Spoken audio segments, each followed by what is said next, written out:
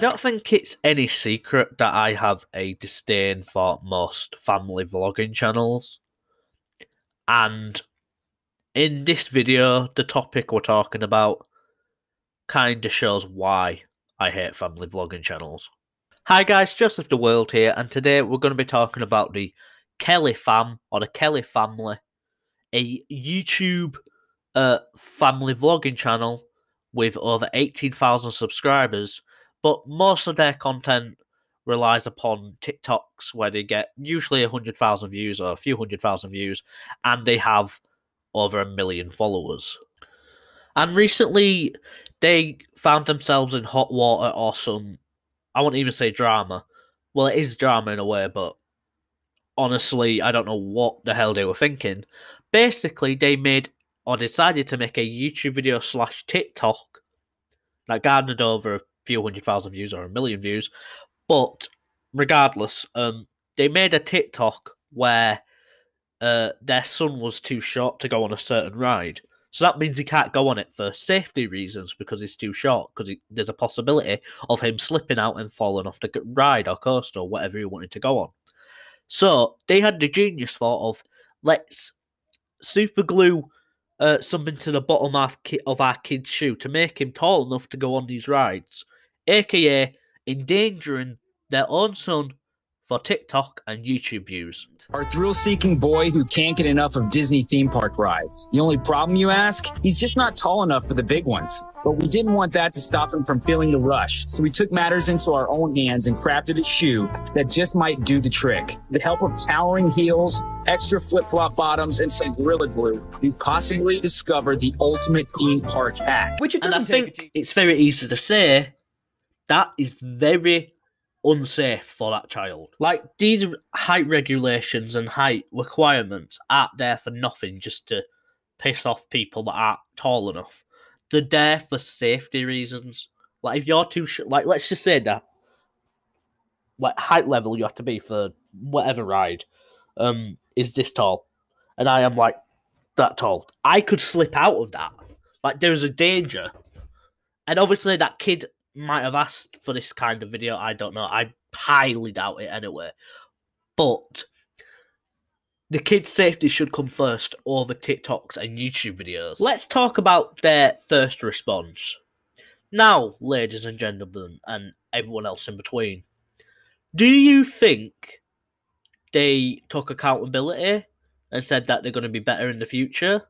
Do you think they're going to leave social media for a little while just to wait until all this blows over and then come back and just not respond? No. They basically bragged about what they did. I said it was good for Disney because it's free promotion.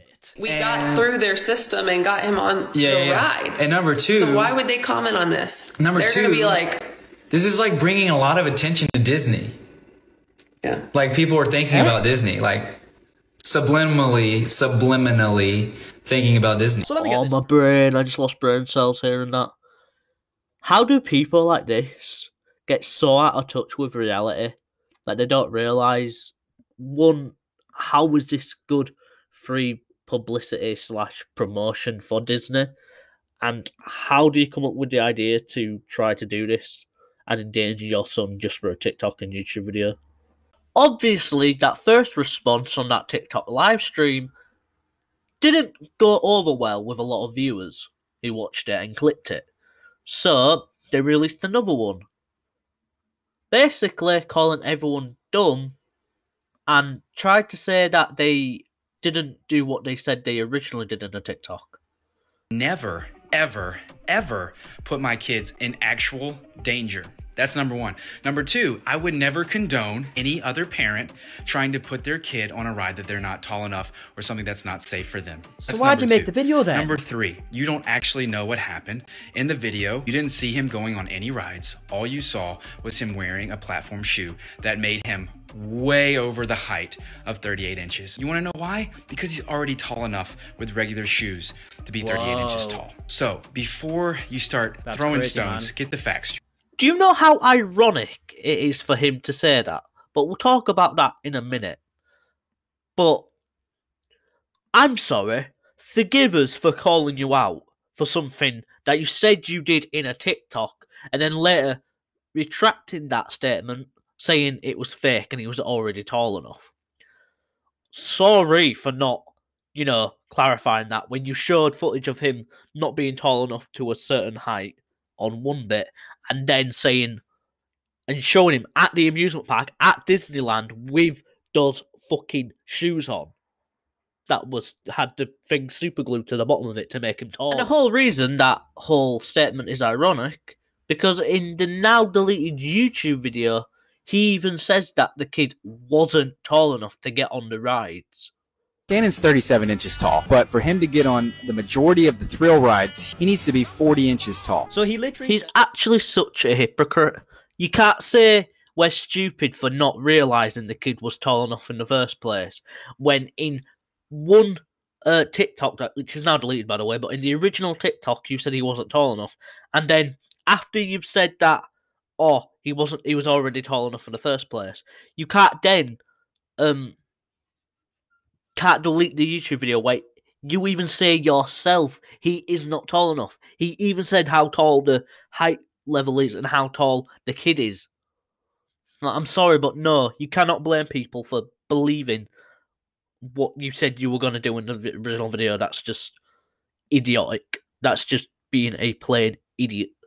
Hey everyone, so we'd like to address this Disney shoe situation one more time. So what started off as us trying to make an entertaining video for our audience that we thought you'd enjoy quickly turned into us realizing that what we put out on our platforms has more consequences than we initially thought. As we began to realize this, we also realized that we have more influence than we initially thought.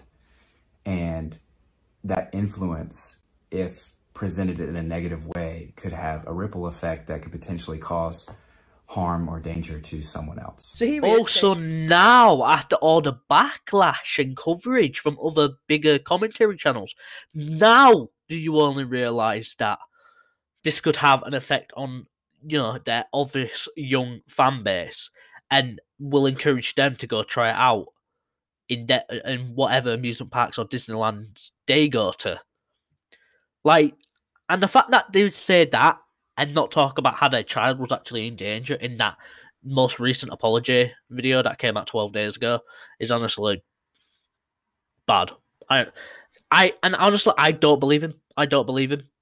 He still tries to defend what he's doing in the comment section of his TikToks when people call him out for it. Honestly, I don't know what made him think that was a good idea in the first place, and it's honestly stupid. I hope there's consequences for him. I don't know what they can be. But honestly, it's disgusting. I don't care what anybody says. Family vlogging channels, or a lot of family vlogging channels. I'm not going to generalise because I don't like generalising people. But the family vlogging channels are exploit their children for years and years and years until they're old enough to move out. No offence, but I wouldn't want my whole childhood broadcasted to millions or thousands of people over TikTok and YouTube. Anyway, that's been Joseph the World. Make sure to like and subscribe, and yeah, I'll see you guys in a bit.